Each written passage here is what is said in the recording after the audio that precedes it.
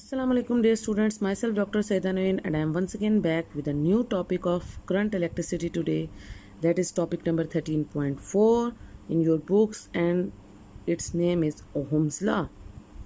Very important law. मैंने आपको बताया कि लॉज जो हैं वो पहले ही हमेशा से बहुत इंपॉर्टेंट होते हैं। तो ओहम्स लॉ जो है, मैंने आपको अपने प्रीवियस लेक्चर्स में एक बात बताई थी कि कल के एनिमेशन वाले लेक्चर में भी मैंने आपको ये बात बताई कि we have seen that when battery is connected across the conductor and electric current begins to flow through it. जब हम किसी बैटरी या सेल को किसी क्लोज सर्किट के साथ लगाते हैं तो उस बैटरी की जो पोटेंशियल डिफरेंस या ईएमएफ स्टोर्ड होती है विद इन द बैटरी, उसकी वजह से जो है वो करंट फ्लो करती है उस सर्किट के अंदर, ठीक है। और उसका वो जो एनर्जी ट्रांसफ़र करती है अपनी, तो उस सर्किट में जो है वो करंट फ्लो करती है, ठीक है। लेकिन how much current flows through the conductor when a certain potential difference is set up, कितनी करंट फ्लो करती है, तो उसका जवाब जो है वो हमें जर्मन फिजिस्ट जॉर्ज सिमन ओहम इसने दिया। और इसने बताया कि पोटेंशियल डिफरेंस जो है आपकी वो डायरेक्टली प्रोपोर्शनल होती है करंट फ्लो के, यानी जितनी अमाउंट ऑफ पोटेंशियल डिफरेंस आप उसको सप्लाई कर रहे हैं उस सर्किट को, उतनी ही करंट जो है वो उसमें से फ्लो करेगी। अब if the resistance is constant, जब आप इस प्रोपोर्शनैलिटी को खोलते हैं तो इसमें जो कांस्टेंट आता है वो आपका रेजिस्टेंस है। अगर रेजिस्टेंस को आप कांस्टेंट रखेंगे तो जो पोटेंशियल डिफरेंस है वो directly proportional to the current flow होती है। This is known as Ohm's law. अब ये क्या है जी, इसकी डेफिनेशन पहले आप देखें, the current flowing through a conductor. लेकिन ये जो है वो कंडक्टर, ये एक आइडियल केस है। रेजिस्टेंस कांस्टेंट करना इन द कंडक्टर जो है ये पॉसिबल नहीं है, क्योंकि रेजिस्टेंस की वैल्यू जो है वो आपको पता है कंडक्टर्स में जब वो हीटअप हो जाते हैं तो रेजिस्टेंस जो है वो इंक्रीज़ करता जाता है। तो अभी हम आगे देखते हैं कि हमारे पास क्या इसकी सिचुएशन बनती है, वो भी हम आगे पढ़ते हैं। तो पहले इसकी डेफिनेशन देखें। The current flowing through a conductor is directly proportional to the potential difference across its ends provided the physical state। अब ये शर्त उन्होंने रख दी है ना कि पोटेंशियल डिफरेंस जो है वो तभी प्रोपोर्शनल होगा करंट के, provided the physical state such as temperature etcetera of the conductor remains constant. इसका मतलब है अगर आप physical state of the conductor को कांस्टेंट रखेंगे तो इस शर्त के साथ आपकी जो पोटेंशियल डिफरेंस है वो डायरेक्टली प्रोपोर्शनल होती है करंट के। और जब आप उस प्रोपोर्शनैलिटी को खोलते हैं so V is equal to R जो है वो कांस्टेंट ऑफ प्रोपोर्शनैलिटी के तौर पे आता है into current, where R is the constant of proportionality is called the resistance of the conductor and the value of the resistance depends upon the nature, dimensions and the physical state of the conductor, जिनको उन्होंने constant करने के लिए कहा आपको कि physical state जो है जैसे कि टेम्परेचर वगैरह उसको आप कांस्टेंट करें। फिजिकल स्टेट किसको कह रहे हैं? फिजिकल स्टेट जो है कंडक्टर की कि उसकी क्या सिचुएशन है, कैसा, यानी उसका टेम्परेचर आप कांस्टेंट रखें, टेम्परेचर वगैरह जो भी फिजिकल चीज़ें हैं, उसकी लेंथ, उसकी डायमेंशंस वगैरह, तो ये जो उसकी वो उसकी फ़िज़िकल स्टेट, उसकी फ़िज़िकल हालत क्या है, उसका टेम्परेचर क्या है, बॉइलिंग पॉइंट या उसका जो मेल्टिंग पॉइंट वगैरह है, उसको आप कांस्टेंट रखें। तो वो फ़िज़िकल हालत होती है, उसकी सिचुएशन होती है, उसको फ़िज़िकल स्टेट कहते हैं कंडक्टर की। तो अगर आप physical state of the conductor को और साथ साथ रेजिस्टेंस कब कांस्टेंट रहेगी, उसकी नेचर, उसकी डायमेंशन और फिज़िकल स्टेट, अगर ये तीनों चीज़ें जो हैं किसी कंडक्टर की आप कांस्टेंट कर लेते हैं तो आपका ये जो ओहम्स लॉ है ये ओबे हो सकता है, ये एप्लीकेबल है, अदरवाइज ये एप्लीकेबल नहीं हो सकता। और सबसे मेन चीज़ है इस फिजिकल स्टेट में उसका टेम्परेचर। टेम्परेचर ही तो कांस्टेंट करना मुश्किल है, क्योंकि जब आप किसी कंडक्टर के को वो करते हैं ना, जब कंडक्टर में से कंडक्शन होती है तो आपको पता है ना उसके जो चार्ज पार्टिकल्स हैं वो रैंडम मोशन में होते हैं, वो कोलाइड करते हैं विद ईच अदर, और जिस वायर में से गुजर रहे होते हैं उसकी वॉल्स के साथ भी कोलाइड करते हैं। तो उसके नतीजे में क्या होता है कि टेम्परेचर इंक्रीज़ होने लग जाता है, और उस इंक्रीज इन टेम्परेचर की वजह से ही आपका कंडक्टर थोड़ी देर बाद आपने देखा ना कि हीटअप हो जाता है, गर्म हो जाता है। कोई भी इलेक्ट्रिक बल्ब है उसमें से जब लाइट फ्लो करती है तो थोड़ी देर बाद वो बल्ब जो है वो हीटअप हो जाता है, गर्म हो जाता है। इसका मतलब है आपका टेम्परेचर जो है उसका वो कांस्टेंट नहीं है, तो इसीलिए उसमें ओहम्स लॉ ओबे करना भी मुश्किल है। ओहम्स लॉ तभी ओबे होगा जब आपका टेम्परेचर और जितनी भी फिजिकल स्टेट है, नेचर, डायमेंशन और physical state of a conductor, वो कांस्टेंट होंगी। अगर उनमें कोई भी चेंजिंग आएगी और तो रेजिस्टेंस में चेंज आएगी, और जब रेजिस्टेंस में चेंज आएगी और तो ऑटोमेटिकली आपका जो ओहम्स लॉ है वो एप्लीकेबल नहीं रहेगा, उसमें थोड़ा सा वेरिएशन आ जाएगी उसके अंदर, यानी पोटेंशियल डिफरेंस जो है वो डायरेक्टली प्रोपोर्शनल टू करंट जो है वो नहीं रहेगी। वो तभी प्रोपोर्शनल रहती है जब रेजिस्टेंस जो है वो कांस्टेंट हो, और रेजिस्टेंस कांस्टेंट तब रहेगा जब नेचर, डायमेंशन और physical state of the conductor जो है वो कांस्टेंट रहेंगी। ओके स्टूडेंट्स, अब व्हाट इज रेजिस्टेंस? हम बार बार रेजिस्टेंस की बात करें, ये रेजिस्टेंस है क्या जिसे कांस्टेंट करना ज़रूरी है to obey Ohm's law? Resistance क्या है? इफ द ये इसकी डेफिनेशन है रेजिस्टेंस की। The resistance is a measure of the opposition to the motion of electrons. Resistance क्या है? मेजर ऑफ द ऑपोजिशन, यानी कितनी opposition motion of the electrons, electrons जब मूव करते हैं तो उनको कितनी मुज़ाहमत, ऑपोजिशन क्या है? उनकी मुज़ाहमत जो है वो उनको फील करनी पड़ती है due to their continuous bumping with the atoms of the lattice. Continuous bumping का मतलब है कि लगातार वो जो कोलाइड कर रहे हैं एटम्स ऑफ द लैटिस, यानी जिस भी वायर में से गुजर रहे हैं उसके एटम्स के साथ उसके जो है और जो आपस में कोलाइजन कर रहे हैं, तो वो जो कंटिन्यूस जो ऑपोजिशन उसको फील करनी पड़ी, क्योंकि आपको पता है जब वो रैंडम मोशन में होंगे तो इजीली तो एक जगह से दूसरी जगह नहीं फ्लो कर जाते ना, बीच में मुज़ाहमत उनको फेस करनी पड़ती है। वो जो ऑपोजिशन है to the motion of electrons, उनकी आपस में कोलाइजन की वजह से, उनकी रैंडम मोशन की वजह से, उनकी वॉल्स ऑफ द वायर या वो जो उनके एटम्स के अंदर एटम्स ऑफ द लैटिस के साथ कोलाइजन करने की वजह से, उसकी वजह से वो जो मुज़ाहमत क्रिएट हो रही है उसको हम कहते हैं रेजिस्टेंस। ठीक है स्टूडेंट्स, तो आपको ये पता लग गया होगा कि व्हाट इज रेजिस्टेंस, ये उसकी डेफिनेशन है, आप इसको मार्क कर लें। Definition of resistance: the resistance is the measure of the opposition to the motion of electrons due to their continuous pumping with the atoms of the lattice. The unit of resistance is ohm.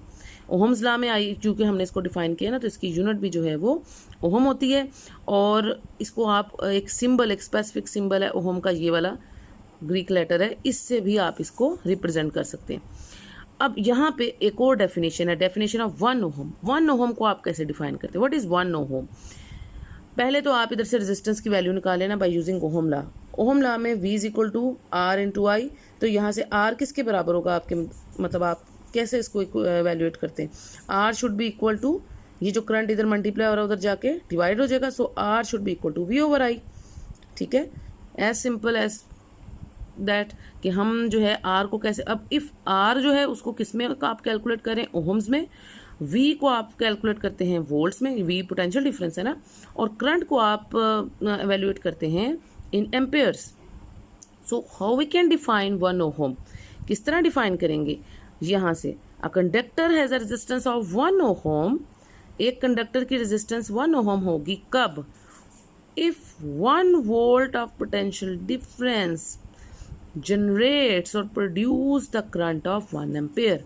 क्योंकि मैंने आपको बताया है कि आपकी potential difference जहाँ होती है, हमने कल भी देखा था कि पढ़ा था कि जब क्लोज सर्किट में एक सेल लगाते हैं, सेल क्यों लगाते हैं? हम उसको पोटेंशियल डिफरेंस अप्लाई करते हैं। पोटेंशियल, उस सेल की अपनी 1.5 वोल्टेज उसकी EMF होती है जो कि उसकी पोटेंशियल डिफरेंस के तौर पे वर्क करती है। अब जब वो हम उसको 1 वोल्ट की पोटेंशियल डिफरेंस अप्लाई अगर उधर करेंगे तो फिर 1 एम्पेयर की करंट अगर वो प्रोड्यूस करेगा, तो उस वक्त जो रेजिस्टेंस होगी उस कंडक्टर की वो 1 ओहम होगी। So this is how we can define 1 ohm. जो रेजिस्टेंस ऑफ द कंडक्टर है वो 1 ओहम होगी अगर पोटेंशियल डिफरेंस 1 वोल्ट का आप सप्लाई करेंगे, और 1 वोल्ट के पोटेंशियल डिफरेंस की वजह से जो करंट जनरेट होगी वो 1 एम्पेयर की होगी। So this is the definition. A conductor has a resistance of 1 ohm if a current of 1 ampere flows through it when a potential difference of 1 volt is applied across its ends, और ये उसका symbol लिखा हुआ है। तो यहाँ से आप इसको डिफाइन कर सकते हैं डेफिनेशन ऑफ 1 ओहम को। अब आ जाए, मैंने आपको कहा था कि there are the 2 types of substances we have. वो सब्सटेंसेस जो ओहम लॉ को ओबे करती हैं वो होती हैं ओहमिक सब्सटेंस। अब ये जो आपको ग्राफ नज़र आ रहा है between voltage and current, we can see that this graph is a straight line. आपको पता है फिजिक्स में स्ट्रेट लाइन ग्राफ जो है वो होता है जिसमें अगर दो चीज़ें आपस में डायरेक्टली प्रोपोर्शनल हो। If voltage is directly proportional to the current, लेकिन वो कब होता है? एट कांस्टेंट रेजिस्टेंस, जो कि आपके ओहम लॉ ने कहा है आपको। ओहम लॉ कहता है कि वोल्टेज जो है वो करंट के तब डायरेक्टली प्रोपोर्शनल होती है अगर रेजिस्टेंस जो है वो कांस्टेंट रहे। तो उस सूरत में उसका जो ग्राफ है वो स्ट्रेट लाइन ग्राफ बनता है, और उन सब्सटेंसेस को हम ओहमिक सब्सटेंसेस या ओहमिक सब्सटेंस के लिए जो ग्राफ है ये हमने बनाया हुआ, उन सब्सटेंसेस को हम ओहमिक सब्सटेंसेस कहते हैं, और ये जो ग्राफ हम प्लॉट करेंगे फॉर ओहमिक सब्सटेंस। अब मसला ये है कि ओहमिक सब्सटेंसेस जो हैं वो ये एक आइडियल केस है ना जिसमें रेजिस्टेंस कांस्टेंट हो सके, तो वो मुश्किल, वो उसकी हमें एज सच कोई एग्जांपल हमारे पास नहीं है। ये जो नीचे वाले दोनों ग्राफ्स आपको नज़र आ रहे हैं, ये दोनों नॉन ओहमिक सब्सटेंसेस के लिए हैं। अब नॉन ओहमिक सब्सटेंसेस की बेशुमार एग्जांपल्स हैं आपके पास, स्पेशली कंडक्टर्स में आपने इलेक्ट्रिक फिलामेंट बल्ब, जो येलो लाइट वाला बल्ब आपके घर में लगा होता है, वो भी नॉन ओहमिक है।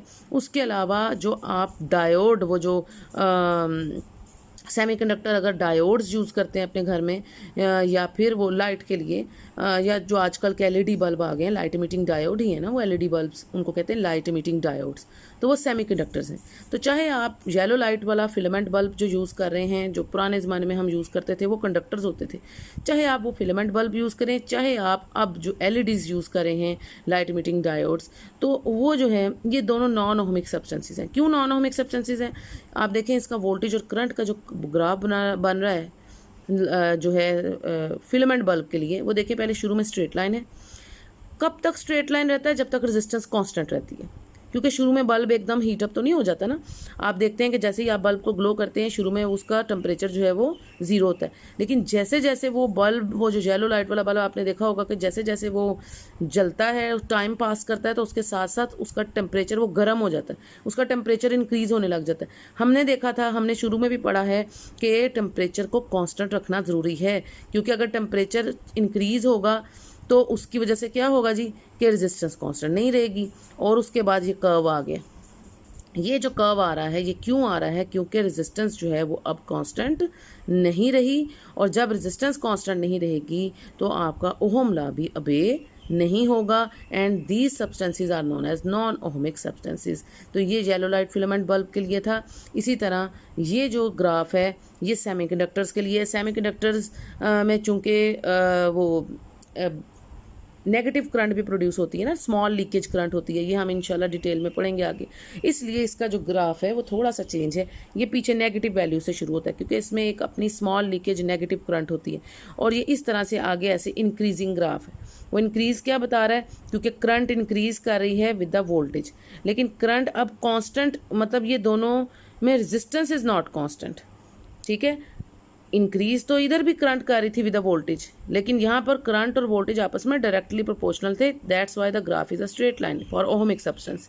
लेकिन नॉन ओहमिक सब्सटेंस में, इसके लिए कंडक्टर के लिए आपने देखा कि अगर आप कंडक्टर लें, येलो लाइट फिलामेंट बल्ब लें, तो शुरू में कांस्टेंट यानी रेजिस्टेंस इज कांस्टेंट, यानी current is directly proportional to the voltage, लेकिन थोड़ी देर बाद जाके करंट जो है वो डायरेक्टली प्रोपोर्शनल नहीं रहती, क्योंकि रेजिस्टेंस इंक्रीज हो रहा है, तो करंट फिर जो है वो चेंज हो जाती है with respect to voltage.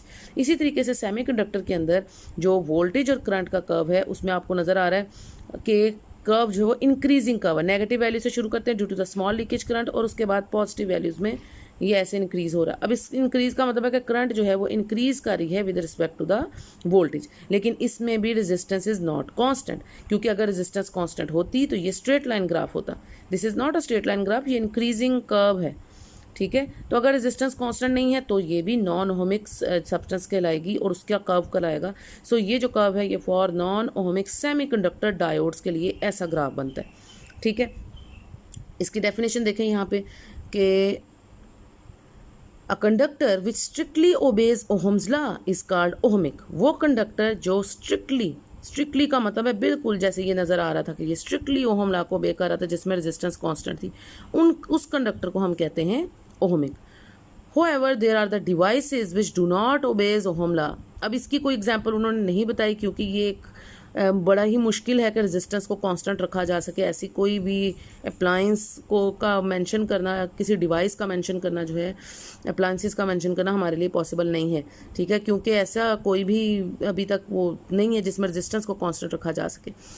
होएवर there are the devices which do not obeys Ohm's law and they are non ohmic. इस तरह की डिवाइसेस मौजूद हैं जो नॉन ओहमिक हैं, यानी वो ओहम लॉ को ओबे नहीं करती।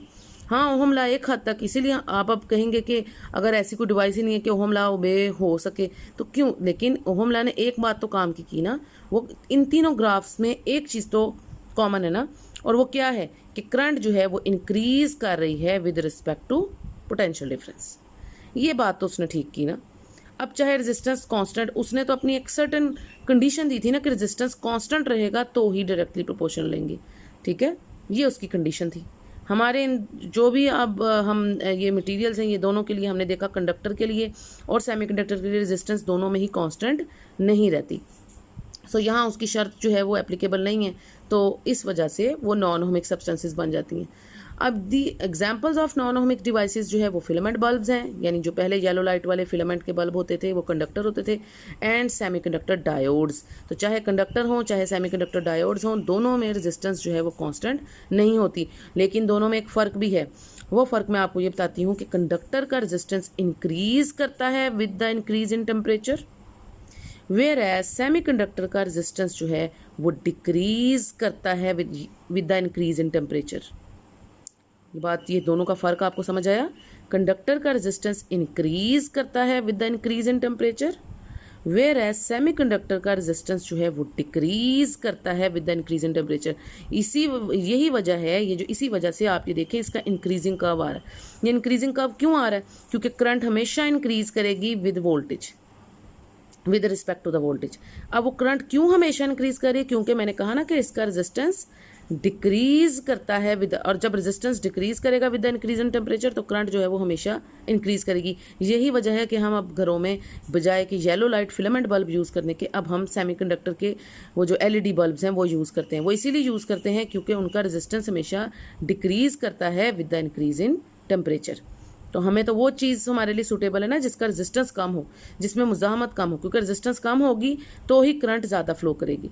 जबकि आपका जो पिछला कंडक्टर वाला येलो लाइट फिलामेंट बल्ब है उसमें क्या होता है कि हमारे पास एनर्जी ज़्यादा कंज्यूम होती है, क्योंकि रेजिस्टेंस जो है वो इंक्रीज़ करती है विद जैसे जैसे टेम्परेचर इंक्रीज़ करता है मुज़ाहमत भी इंक्रीज़ करती है, तो वो करंट की वैल्यू को रिड्यूस कर देती है। ये एक बेसिक फ़र्क है कंडक्टर्स में और सेमीकंडक्टर्स में। ओके स्टूडेंट्स, आई होप आपने ये पॉइंट जो है मेरा ये मार्क कर लिया होगा, ठीक है। इसको आप राइट डाउन कर लें कि दोनों में क्या बेसिक डिफरेंस है, कि इसका रेजिस्टेंस कांस्टेंट तो दोनों का नहीं है, लेकिन इसका रेजिस्टेंस जो है मैं इधर थोड़ा सा आपके लिए लिख देती हूँ, R increases with temperature. R क्या है? रेजिस्टेंस। इसका रेजिस्टेंस इंक्रीज करता है विद टेम्परेचर, यानी टेम्परेचर जैसे जैसे इंक्रीज करेगा रेजिस्टेंस इंक्रीज करेगा। सेमीकंडक्टर्स के लिए ऐसा नहीं है। सेमीकंडक्टर्स में क्या होता है कि are decreases with temperature.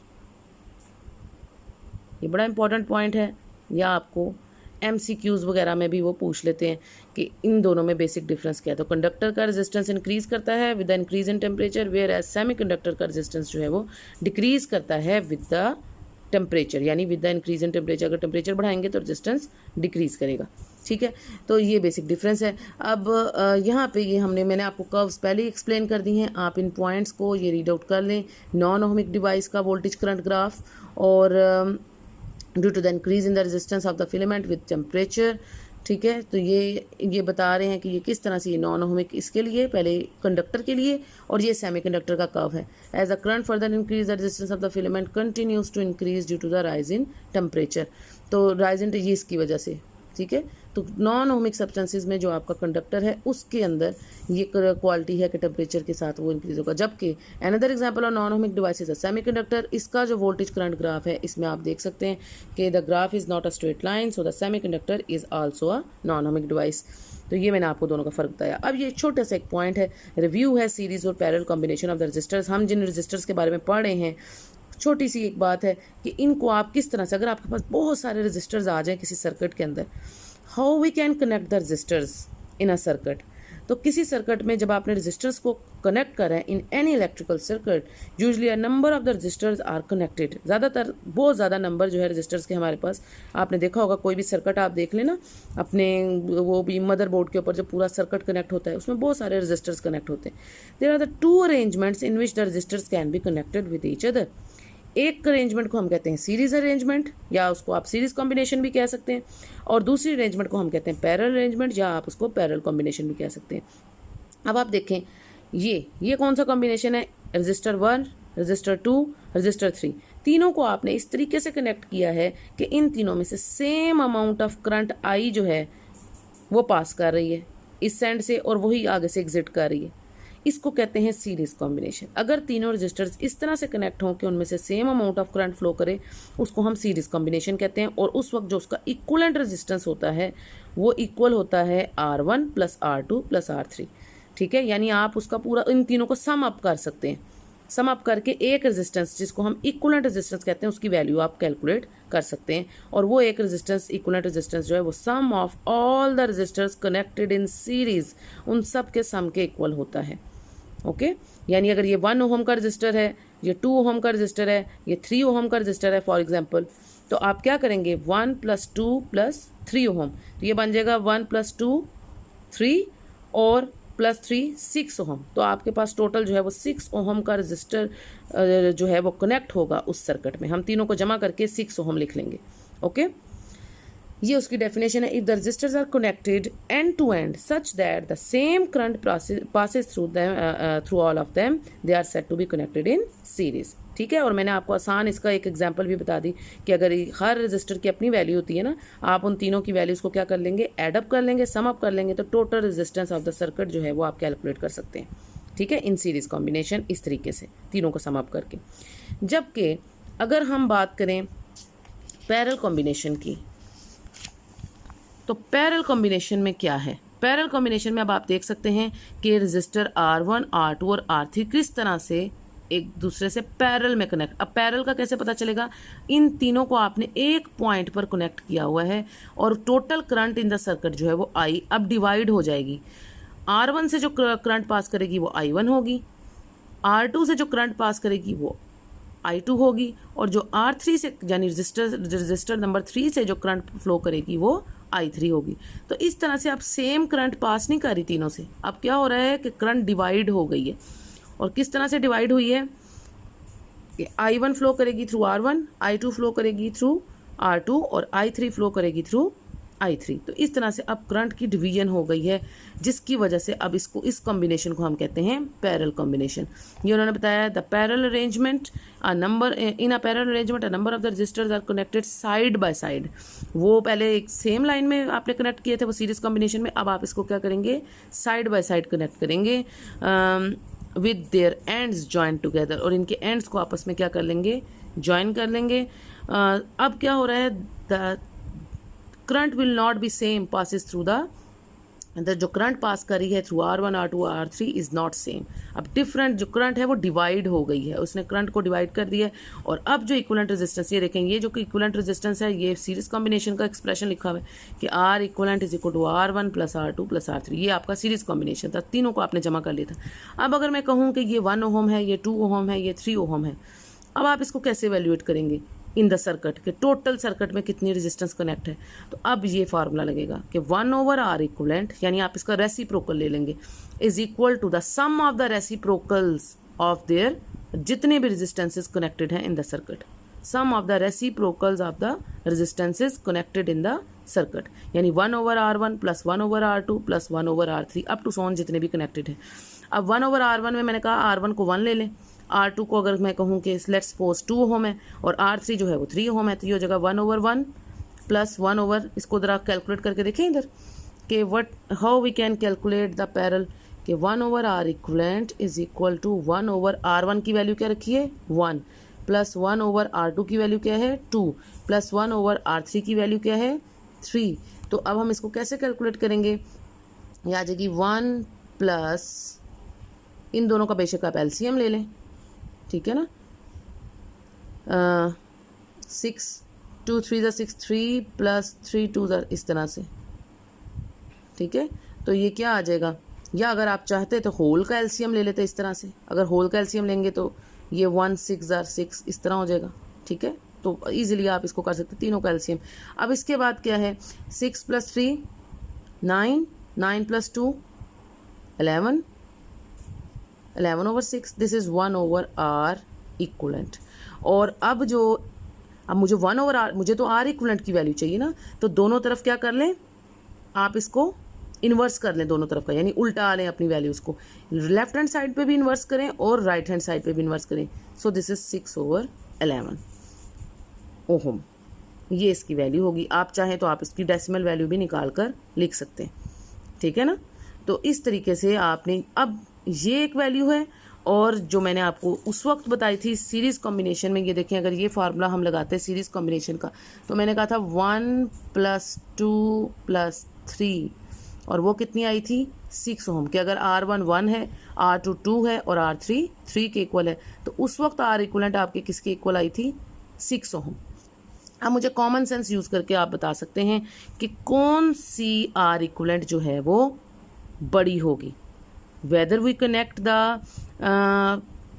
whether the R equivalent should be greater in series combination or it is greater in the parallel combination। ये बात आपने मुझे कमेंट करके ज़रूर बतानी है कि आपको क्या लगता है कि अगर हम सर्किट में सीरीज़ में रेजिस्टेंस को कनेक्ट करेंगे या रेजिस्टेंसेस को कनेक्ट करेंगे तो हमारे पास maximum value of the equivalent resistance आएगी इन द सर्किट, या फिर अगर हम पैरेलल में कनेक्ट करेंगे तो हमारे पास ग्रेटर वैल्यू ऑफ रेजिस्टेंसेस जो है वो आती है इन द सर्किट। तो आपने मुझे जो इक्विवेलेंट रेजिस्टेंस जो है वो कहाँ ग्रेटर आती है, क्या सीरीज कॉम्बिनेशन में आती है या पैरेलल कॉम्बिनेशन में आती है, ये आपने मुझे ज़रूर कमेंट करके बताना है। और अपना आज का टॉपिक आई होप आपने सारे पॉइंट्स जो हैं वो अच्छे से समझ लिए होंगे, अंडरस्टैंड कर लिए होंगे। इंशाल्लाह कल नए टॉपिक के साथ जो है हम अगला टॉपिक जो है, और उसमें बहुत सारी डेफिनेशंस हैं, वो इंशाल्लाह मैं आपको कल मार्क कराऊंगी। तब तक अपना बहुत सा ख्याल रखें, दुआ में याद रखें, मेरे चैनल को लाइक करें, अगर आप वीडियोज़ को आपको अच्छी लगती हैं तो उसको लाइक भी ज़रूर करें, सब्सक्राइब करें, शेयर करें, और बेल आइकन प्रेस करें अगर आपने नहीं किया हुआ, ताकि आपको रोज़ डेली बेसिस पे जो भी वीडियो अपलोड होती है आपको उसका नोटिफिकेशन आ जाए। ठीक है students, until the next lecture, take care, अल्लाह हाफिज़।